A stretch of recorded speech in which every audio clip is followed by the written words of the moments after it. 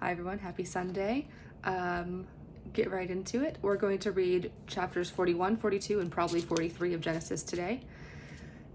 To remind you, last week, Joseph, Old Testament Joseph, not Mary, Mother of God's husband, New Testament Joseph.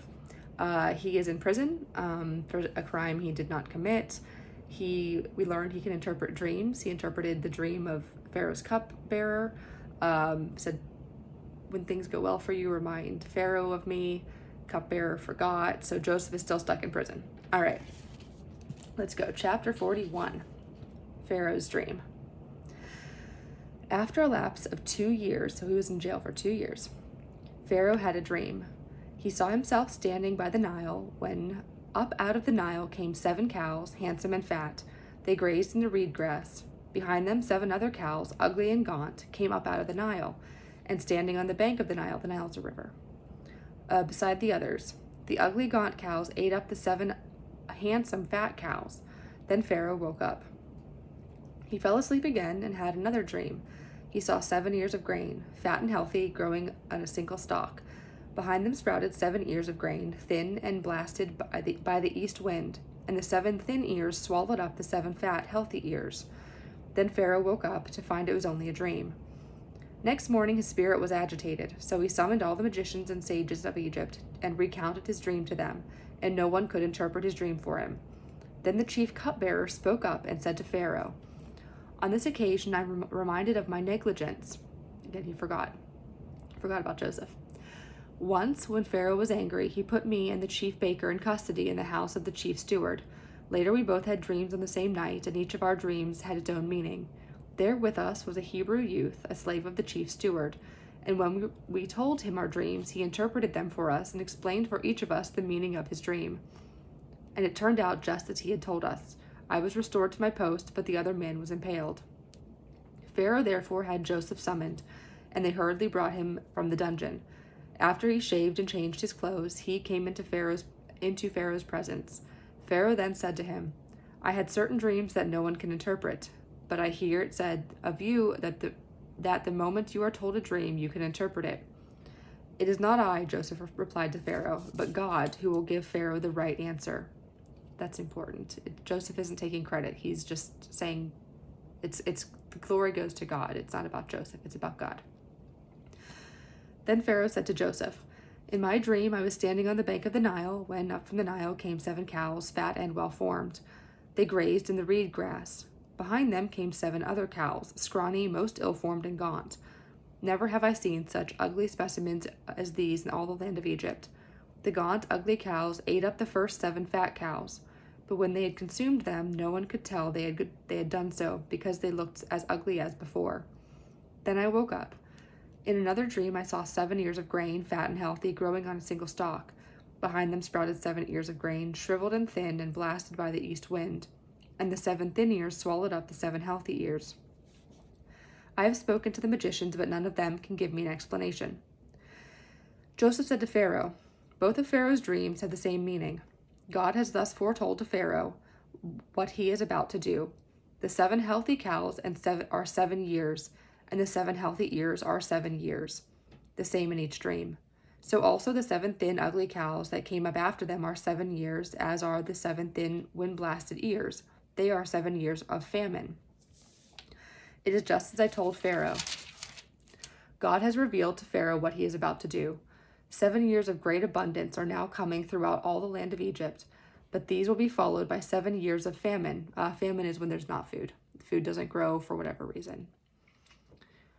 When all the abundance in the land of Egypt will be forgotten.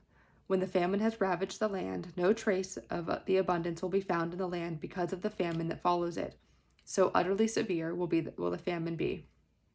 That Pharaoh had the same dream twice means that the matter has been reaffirmed by God and that God will soon bring it about.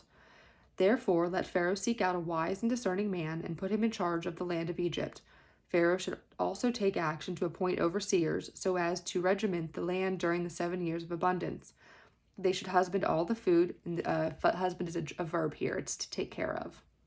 Should husband all the food of the coming good years, collecting the grain under Pharaoh's authority, to be stored in the towns for food. This food will serve as a reserve for the country against the 7 years of famine that are to follow the land of Egypt, so that the land may not perish in the famine." This advice pleased Pharaoh and his officials. "Could we find another like him?" Pharaoh asked his officials, "a man so endowed with the Spirit of God?" So Pharaoh said to Joseph, "Since God has made all this known to you, no one can be as wise and discerning as you are. You shall be in charge of my palace. All of my people shall dart at your command. Only in respect to the throne shall I outrank you." "Herewith," Pharaoh told Joseph, "I place you in charge of the whole land of Egypt." With that, Pharaoh took off his signet ring and put it on Joseph's finger. He had him dressed in robes of fine linen and put a gold chain about his neck. He then had him ride in the chariot of his vizier, and they shouted "Abrek" before him. Thus was Joseph installed over the whole land of Egypt. "I, Pharaoh, proclaim," he told Joseph, "that without your approval no one shall move hand or foot in all the land of Egypt." Pharaoh also bestowed the name of Zaphenath-paneah on Joseph, and he gave him in marriage to Asenath, the daughter of Potipharah, priest of Heliopolis. Joseph was 30 years old when he entered the service of Pharaoh, king of Egypt. After Joseph left Pharaoh's presence, he traveled throughout the land of Egypt. During the 7 years of plenty, when the land produced abundant crops, he husbanded all the food of these years of plenty that the land of Egypt was enjoying and stored it in the towns, placing in each town the crops of the fields around it.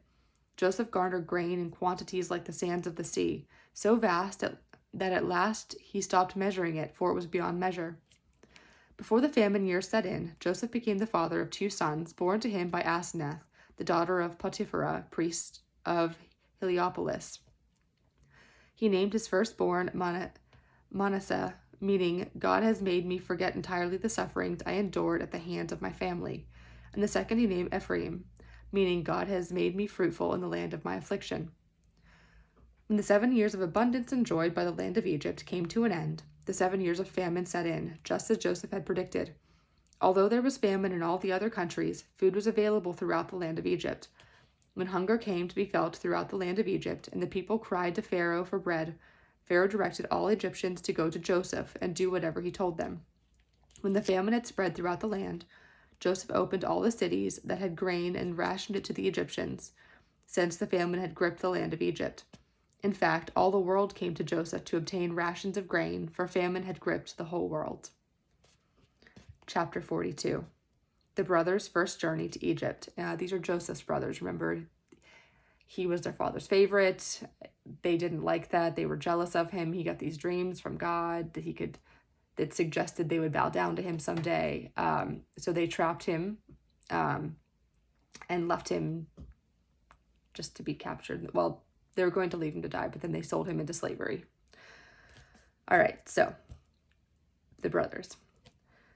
When Jacob learned that all the grain rations were available in Egypt, he said Jacob is Joseph's father. When Jacob learned that the grain rations were available in Egypt, he said to his sons, "Why do you keep gaping at one another? I hear," he went on, "that rations of grain are available in Egypt. Go down there and buy some for us, that we may stay alive rather than die of hunger." So 10 of Joseph's brothers went down to buy an emergency supply of grain from Egypt. It was only Joseph's full brother Benjamin that Jacob did not send with the rest, for he thought some disaster might befall him. Thus, since there was famine in the land of Canaan also, the sons of Israel were among those who came to procure rations. It was Joseph, as governor of the country of Egypt, who dispensed the rations to all the people. When Joseph's brothers came and knelt down before him with their faces to the ground, he recognized them as soon as he saw them. But he concealed his own identity from them and spoke sternly to them. "Where do you come from?" he asked them. They answered, "From the land of Canaan, to procure food." When Joseph recognized his brothers, although they did not recognize him, he was reminded of the dreams he had about them. He said to them, "You are spies. You have come to see the nakedness of the land." "No, my lord," they replied. "On the contrary, your servants have come to procure food. All of us are sons of the same man. We are honest men. Your servants have never been spies." But he answered them, "Not so. You have come to see the nakedness of the land." "We, your servants," they said, "were 12 brothers, sons of a certain man in Canaan, but the youngest one is at present with our father, and the other one is gone." It is just as I said, Joseph persisted. You are spies. This is how you shall be tested. Unless your youngest brother comes here, I swear by the life of Pharaoh that you shall not leave here. So send one of your number to get your brother, while the rest of you stay here under arrest. Thus shall your words be tested for the truth. If they are untrue, as Pharaoh lives, you are spies. With that, he locked them in the guardhouse for 3 days. On the 3rd day, Joseph said to them, Do this, and you shall live, for I am a God-fearing man. If you have been honest, only one of your brothers need be confined in this prison, while the rest of you may go and take home provisions for your starving families. But you must come back to me with your youngest brother. Your words will thus be verified, and you will not die. To this they agreed. To one another, however, they said, Alas, we are being punished because of our brother. We saw the anguish of his heart when he pleaded with us, yet we paid no heed. That is why this anguish has now come upon us. Didn't I tell you, broke in Reuben, not to do wrong to the boy? But you wouldn't listen. Now comes the reckoning for his blood. They did not know, of course, that Joseph understood what they had said, since he spoke with them through an interpreter. So in other words, when he was talking with them, he was using an interpreter to speak their language versus the Egyptian language. So they don't know that he can understand them when they're speaking. They still don't know who he is. But turning away from them, he wept. When he was able to speak to them again, he had Simeon taken from them and bound before their eyes. Then Joseph gave orders to have their containers filled with grain, their money replaced in each one's sack, and provisions given them for their journey. After this had been done for them, they loaded their donkeys with the rations and departed. At the night encampment, when one of them opened their bag to give his donkey some fodder, he was surprised to see his money in the mouth of his bag. My money has been returned, he cried out to his brothers. Here it is in my bag. At that their hearts sank.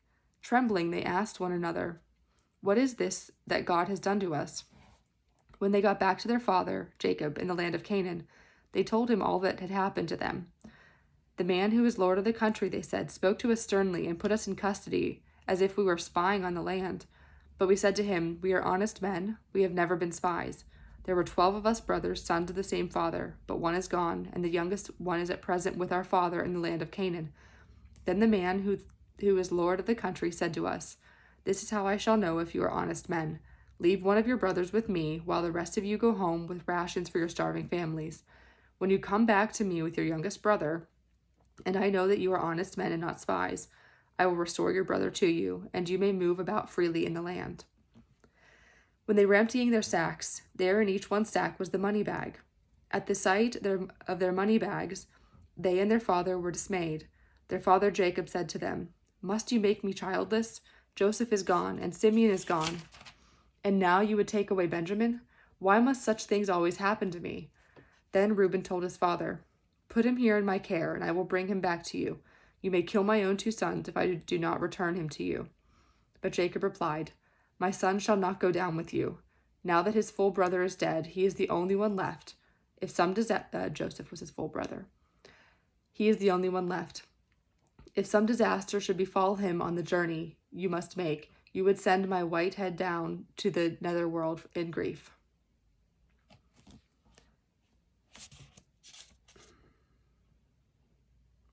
I think I'll stop there just because, we'll stop there because the next one's not super long, but kind of long. But something to think about. So imagine you're Joseph, right? The last time you saw your brothers, they were selling you into slavery because they were jealous that you were their father's favorite. He was in prison for 2 years. So sold into slavery, taken in by Pharaoh. The Pharaoh's wife lied about him. He was in prison for 2 years, then got out because he can interpret dreams, spent 7 years kind of running Egypt. The only person he answered to was Pharaoh. So 7 years in good times, and now you're in the middle of 7 years of famine, where people are coming to you from all over the country and neighboring countries all over the world, it says, because nobody else has food except you, because God gave you the warning through Pharaoh's dream. So you're doing your job, you're doling out the rations, and then your brothers come up and they don't recognize you. Of course, why would they? How do you react? excuse me, it'd be really hard to, I don't know, react, not with anger. And Joseph does let some of that show, because he doesn't say, hey, brothers, it's me. Welcome home. It's good to see you. Take everything. But he doesn't even reveal himself. He doesn't let them know it's him, but he sends them with the rations, keeps one brother there. So he wanted to see Benjamin. Most readings and teachings that I've read, it's that he loved Benjamin and it was his full brother. So he wanted to see that he was okay. And hadn't been mistreated by the older brothers as he had. That's my understanding. I'm sure there's others, but either way, that's where we are. I know he sends the money back with them. He gives them the grain, but puts their money back in their bags. Or he doesn't personally. He has the people doling it out, put the money back. So we'll see if that comes back into play as we continue. The second journey to Egypt is next. So on that note, I hope you have a great week, a great 4th of July weekend. Today is July 2nd, which, funnily enough, could also have been celebrated as Independence Day, because that is the day that the vote was cast. Continental Congress didn't fully adopt the Declaration until the 4th, but the vote was on the 2nd. So, fun fact for the day. But all right, on that note, let's bow our heads and say a prayer. Our Father, who art in heaven, hallowed be thy name. Thy kingdom come, thy will be done, on earth as it is in heaven. Give us this day our daily bread, and forgive us our trespasses, as we forgive those who trespass against us. And lead us not into temptation, but deliver us from evil. For thine is the kingdom, and the power, and the glory, forever and ever. Amen. All right, have a great week. See you next Sunday. Bye.